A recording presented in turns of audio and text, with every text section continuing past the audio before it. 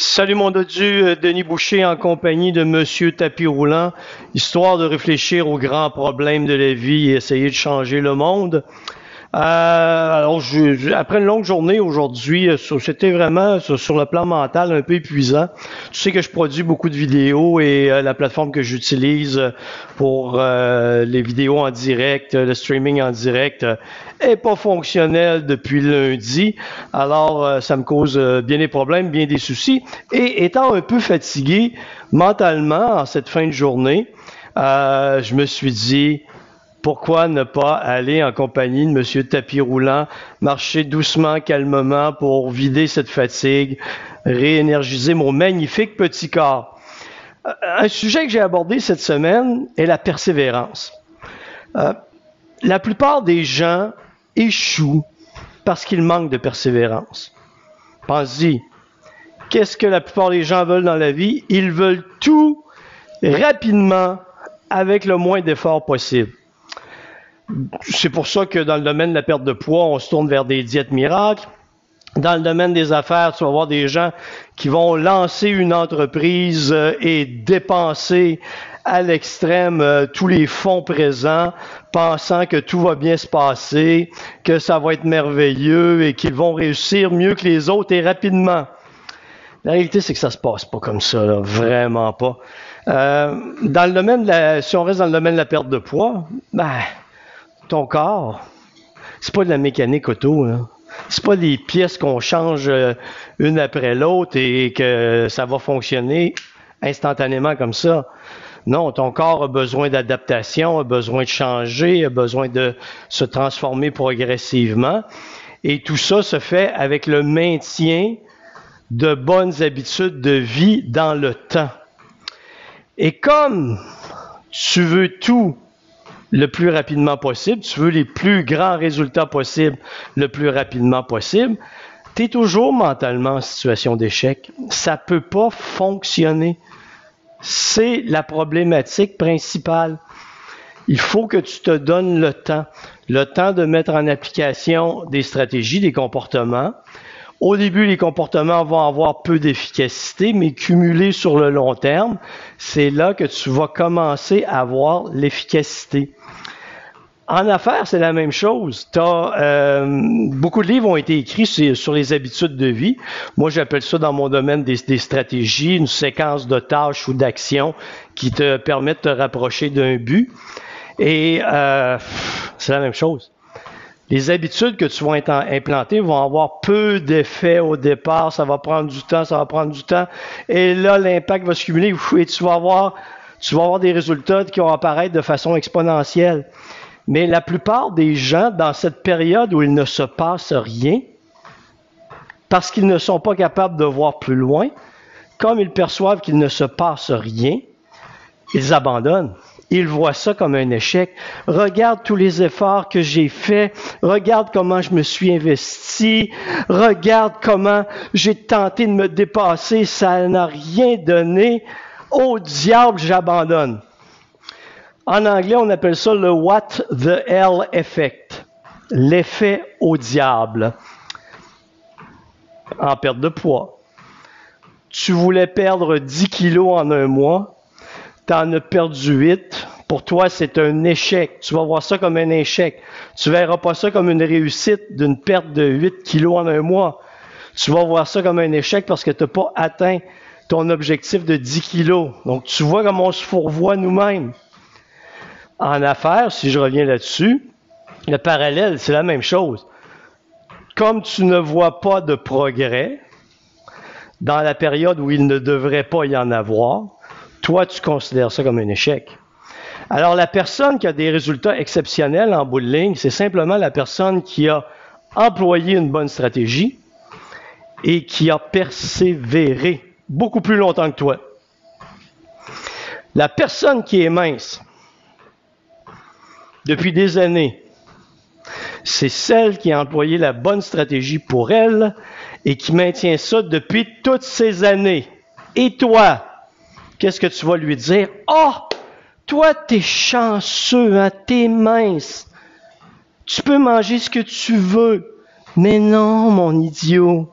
C'est pas comme ça.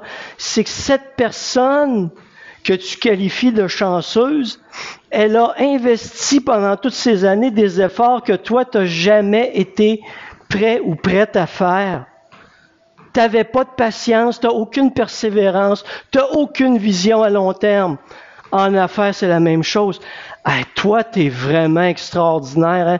La réussite, je sais pas comment tu as fait, tu es chanceux, là, c'est incroyable, mais c'est que la personne n'est pas chanceuse. Elle a maintenu des efforts, elle a pris des risques, elle a maintenu des efforts, des habitudes, des comportements, jour après jour, semaine après semaine, mois après mois, année après année. Et toi, là, ce que tu vois, c'est quand elle est rendue dans la pointe de sa courbe, la réussite, mais tu n'as pas considéré tout ce qui s'est passé avant, c'est-à-dire rien, absolument rien, jusqu'à ce que tout se déclenche et que la personne puisse enfin, après des années, récolter le fruit de ses efforts. Quand tu as une vision à long terme, tu ne peux pas. Quand tu as une vision à long terme, tu es capable d'encaisser, tu es capable de comprendre que ce qui t'apparaît un échec ne l'est peut-être pas. Ça fait partie du processus. Et quand tu mesures tes progrès, que ce soit en perte de poids, en entraînement, dans le domaine des affaires, tu es capable de réajuster ta stratégie. Et de dire, wow, je viens de réajuster, je vais mesurer, mes progrès vont être présents, mais beaucoup plus tard. C'est une mentalité très différente que peu de gens sont capables d'adopter et de maintenir. C'est vraiment un travail sur soi-même. Très important. La réussite, c'est cette notion de bonne stratégie et de persévérance. Les deux vont ensemble. Et la réussite, ce que vous percevez comme une réussite, parfois comme quelque chose de facile ou de chanceux, toi, tu peux manger ce que tu veux parce que tu as un bon métabolisme. Mais non. Mais non. Les bons métabolismes, c'est très rare. C'est que la personne fait des efforts et elle persévère. En affaires, la personne qui a réussi, elle a employé des bonnes stratégies, elle a mangé des coups. Au lieu d'abandonner, elle s'est réajustée en gardant sa vision à long terme. Sa persévérance l'a amenée à sa réussite. Ce que toi, tu la considères comme une personne chanceuse. Puis ça n'a absolument rien à voir.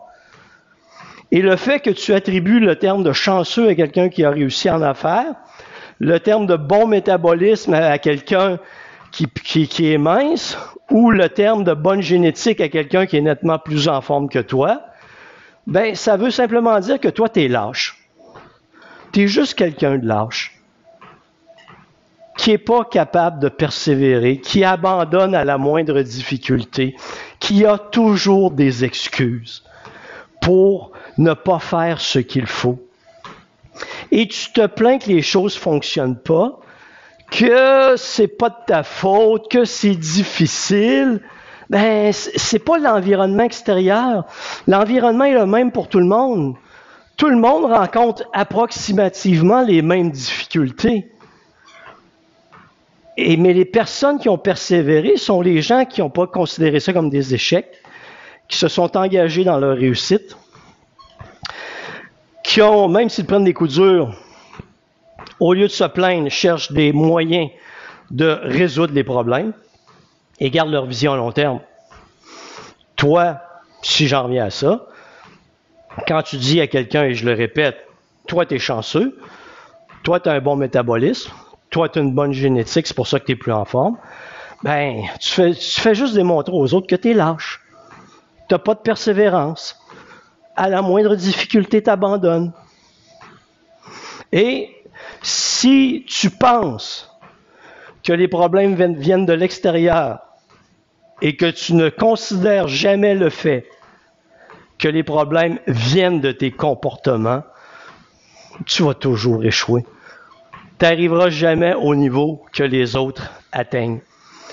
C'est une dure réflexion de vie. Écoute, tu n'es pas obligé d'être comme ça, là. Mais je veux juste te dire que quand tu regardes les autres, Ben, faut que tu sois capable de considérer que ils font, ils ont fait, ils continuent de faire ce que toi, tu ne t'es jamais engagé à faire aussi longtemps qu'eux. Bonne réflexion.